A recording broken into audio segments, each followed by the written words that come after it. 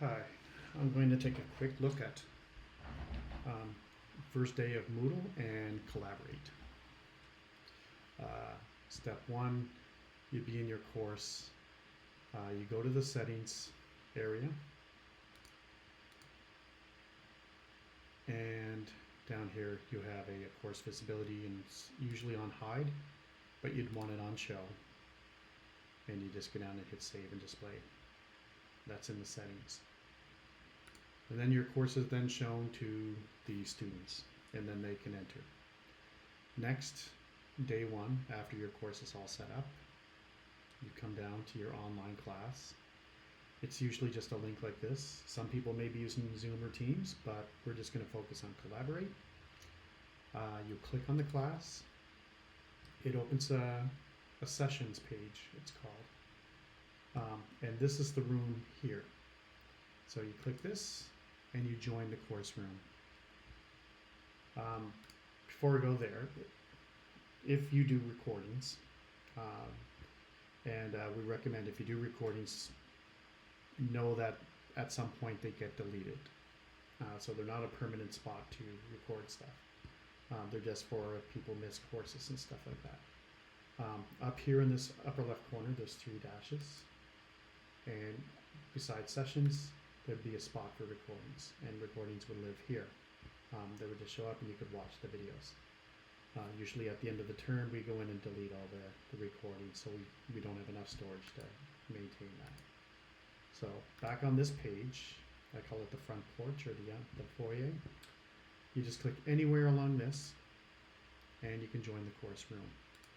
One last thing with this, way over here, you can get some 3 dots, ellipses they're called, and you can view reports. So you can see attendance as well.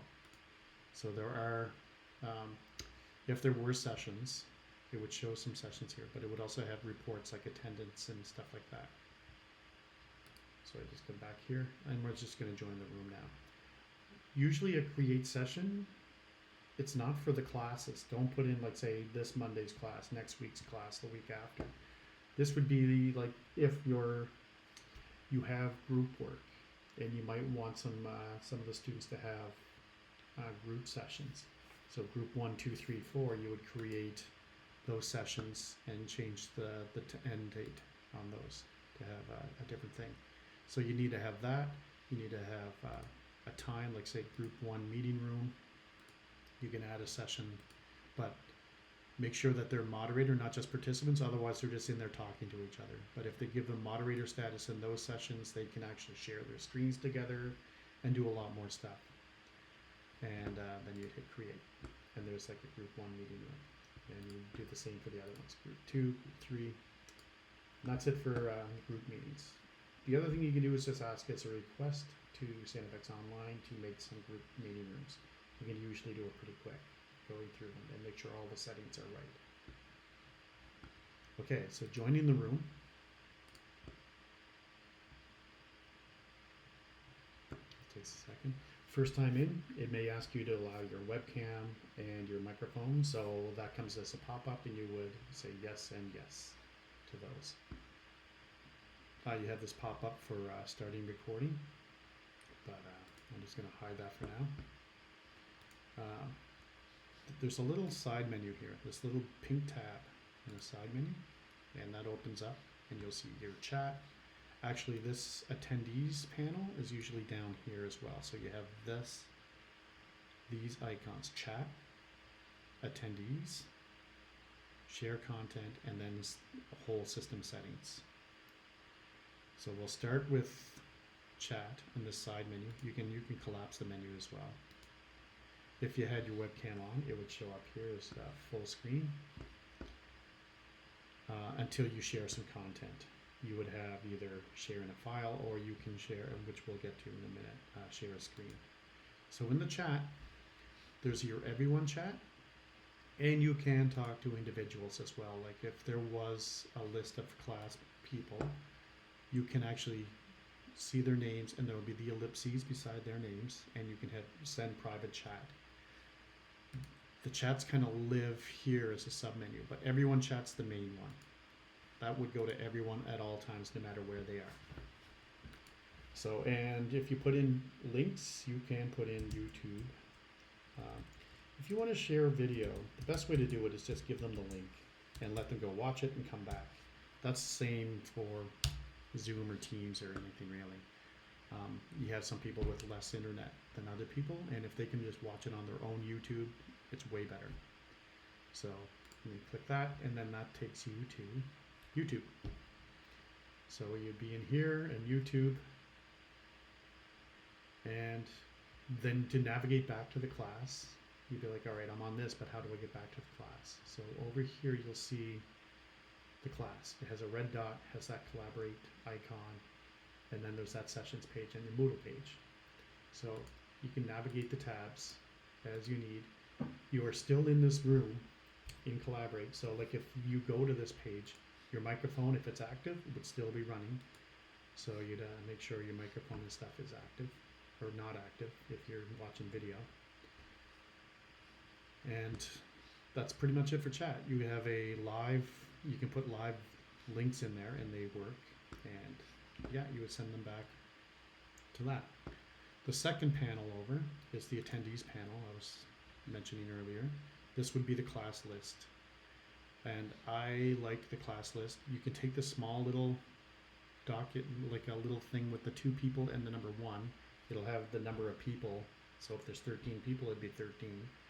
But you can take this tiny square, you drag and drop it into this gray area, black area.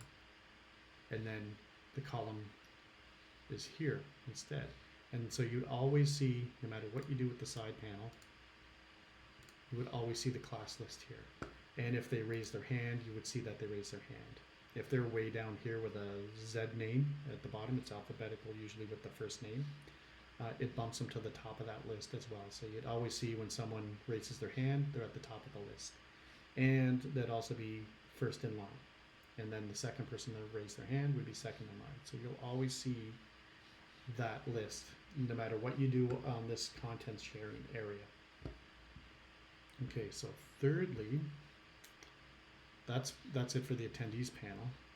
We have the share content section. Share content would be sharing your screen. You could share a whiteboard, or you share files. You can share your camera, but that's more complex. It's not that it's complex. There's not many uses for sharing your specific camera, unless you were sharing a whiteboard and you were doing math equations on a whiteboard behind you. So you have your share files, so you can go here, and you can see I already have a few files here, but you can just drag and drop PDFs as slideshows, PowerPoints or PDFs, and then you can just go here, and they show up here in this list, and they'll always be here. You can put them in today for class next week, and then you can just click here, and you see how I highlighted this, and then the share now has kind of a more pronounced view, so I can actually share my screen. And now it's actually in which slide I want it. So maybe if I'm not starting at the top one, I could go down to a middle one. And now I'm starting on slide 4. But I still have my back and forward options. I have some annotation options, using text for that. And I can download the annotated version afterwards. And clear annotations there. And I can also stop sharing from this little square.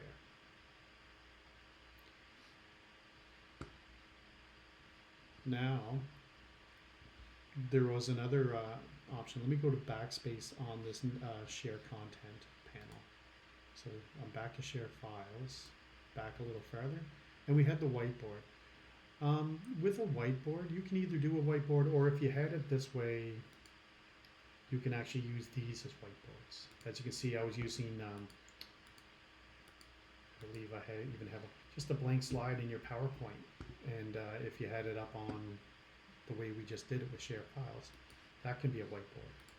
So you can just use that. So instead of like closing down your file and opening a whiteboard and then closing down the whiteboard and coming back to your file, just do it in your slideshow itself. That way you can also have a pre-made whiteboard like this, where I filled out some stuff so people can check the boxes where they might be, like if it was sort of like a survey, and they can check the boxes there. Or if you had groups, and they might be able to type some stuff in each column for what they were doing. So now I'm going to stop sharing this whole slideshow. And we're going to look at the share content in general. Besides whiteboard, and we looked at files, you do have the option to share your screen. So you can just hit share application screen. I have multiple screens. I can either do just a tab on my browser. I have lots of tabs open. I can do a window. So these are all the different windows that I have open. Or I can do my entire screen, which I prefer doing the entire screen. I could do any one of my screens, but I have some information on those ones. So I'm going to do the screen we are on right now, which also gives you a chance to see what happens, because it looks a little messy. So when I share, this should show up, but it kind of goes into infinity, sharing on the class thing. And what happens with this is you just don't panic. It's fine. It looks messy, but you're just on the class page.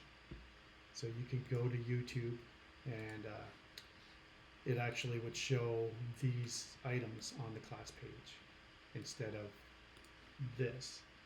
So this is usually ideal. Yeah, like I said, you would take this tab and you'd move it to another screen.